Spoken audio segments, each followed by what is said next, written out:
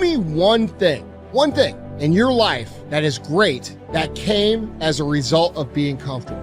Most of us aren't defeated in one decisive battle. We are defeated one tiny, seemingly insignificant surrender at a time that chips away at who we should really be. It isn't that you wake up one day, decide, that's it, I'm going to be weak. No.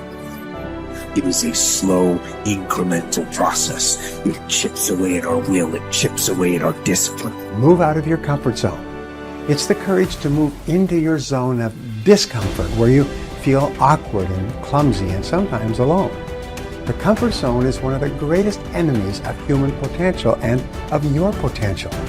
The people that are really successful, they're not looking for comfort. They're looking for excitement. They're looking for potential. Give up this old idea, I just want to be comfortable. Quit lying to yourself. You know you seek more than comfort. So understand that when you're trying to avoid the pain, when you're trying to avoid the struggle, when you're trying to avoid the hard things in life, you are actively choosing to be average. Start putting some pressure on. Put some pressure on yourself. Get out here and get about it. Once you figure out that you're in a race amongst billions of people that live in this world, you're in a race by yourself. You have a purpose, and it's your purpose, not everybody else's purpose. It is your purpose and only your purpose, and it's your race. That means you are persistently bigger than your excuses. You are persistently bigger than feeling lazy. And you are persistently beating the feelings that typically stop you. Stop coming up with excuses.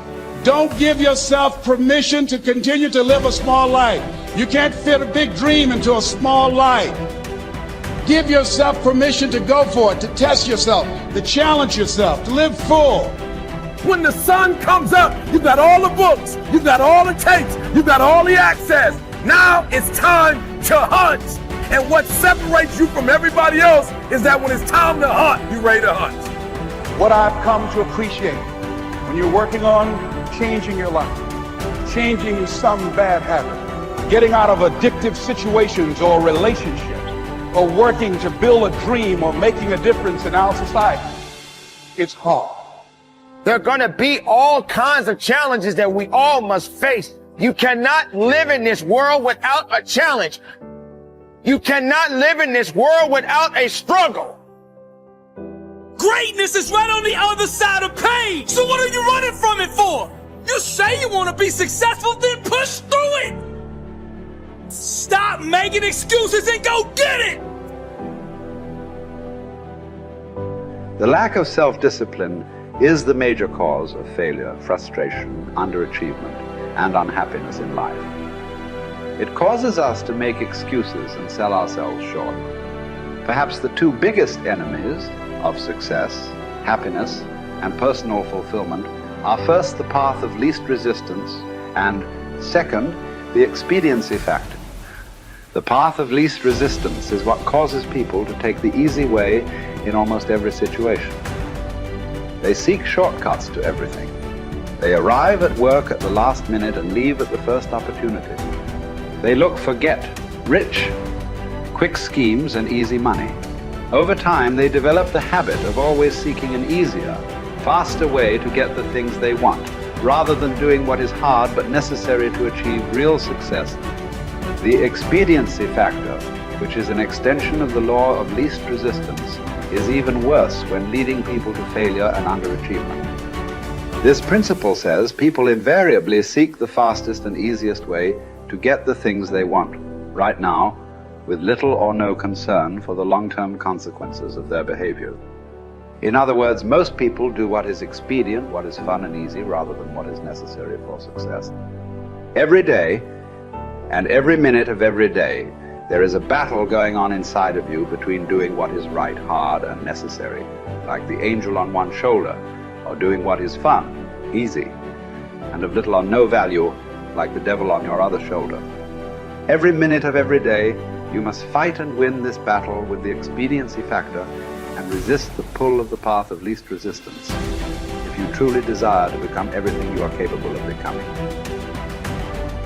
And then when you see people take on more responsibility and decide that they're going to aim up and confront their suffering honestly and forthrightly, that their lives get better and the lives of people around them get better too.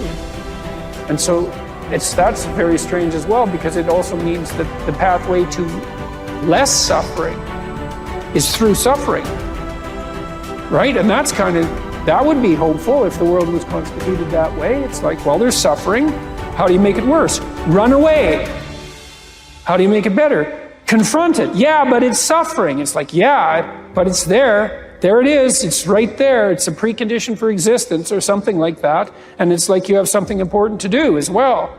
And you confront it, and that's the pathway to transcending it.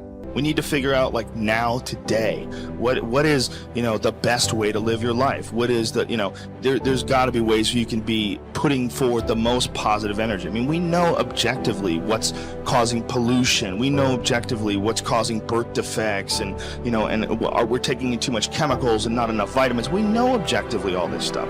We know how to organize our world, and yet we don't do it. We know how to organize our health, and yet very few people do it. We know all these things. The right path to, like, being like a happy, healthy person is to do all the shit that we already know you're supposed to do.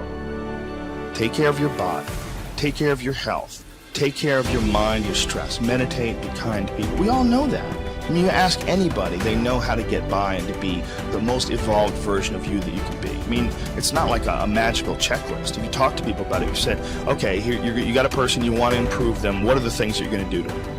Okay, well, if I was a life coach, the first thing I would say is this guy's got to get on a diet that makes him healthy. I don't mean a diet just to lose weight. I mean just healthy foods in your body. Many, many vegetables. Start working out your body and get a better sense of, like, how this machine feels when it's moving, it's flowing better, there's less tension in it, your mind feels like relaxed, and you enjoy every single moment of the day better. Step 1, everybody knows that step, right? What's step 2? Be cool to people. Be nice to as many people as you can. Smile at as many people as you can. Have them smile back at you. Tip well when you go to restaurants. Just do the most you can. Be as nice as you can, and just still manage to not have people walk all over you. Just get through this life as nice as you can. The average human is capable of unbelievable improvement. That's the thing that's my superpower. I don't think I'm special. I just realized in looking at the science that humans actually are capable of this incredible amount of change. It is the strategy that our species took to be able to pass knowledge on through culture rather than having to have everything be instincts. And in having that layer where we can drink in the culture and read books and learn from other people, and even now we're all learning from things that people thought thousands of years ago and wrote down. Like, it's insane. It travels through to you, and all of that wisdom stored in culture, so that as your parents are teaching you things, they're actually encapsulating a ton of the wisdom that is endured, whether it's endured from religion or books or whatever. Like, you're bathed in a culture that is giving you all of this incredible information. And so recognizing how powerful and potent that is incredibly meaningful. But you have to understand that you have to allow yourself to believe that you can learn from that culture in the same way that everybody else can. And that's what you're designed to do. Now, for me, that completely gave me the confidence, and I put confidence in air quotes because it's not like I believe something specific about myself. I just believed that the human animal is capable of this extraordinary change. And so now I just needed to point myself in that direction. Now, this is the key. Once I realized that I could get better at anything, it dawned on me that how I spend my time is a spiritual consideration. And I didn't want to die with potential that I failed to turn into skill set. That, to me, that speaks to me. How much of my potential can I actually turn into skill set and get good at this stuff and push and grow and improve? Like, that to me is just this incredibly intoxicating thing. So, for me, the discipline, the confidence, all of that comes from recognizing the human animal. Nothing special about me. The human animal is capable of extraordinary change. I'm going to have to put time and energy into doing it, but I'm capable of getting this change. Therefore, I can do anything I set my mind to. Therefore, it really matters what I choose to spend my time on. Therefore, I want to put structure and discipline in my life so that I can move forward on things that excite me, that matter to me, because I really can have this big crazy dream that I'm thinking of. So my discipline is really born of my desire to have that thing, coupled with my belief that I can actually get there. Desire and belief. Get those two things right, and the discipline will take care of itself.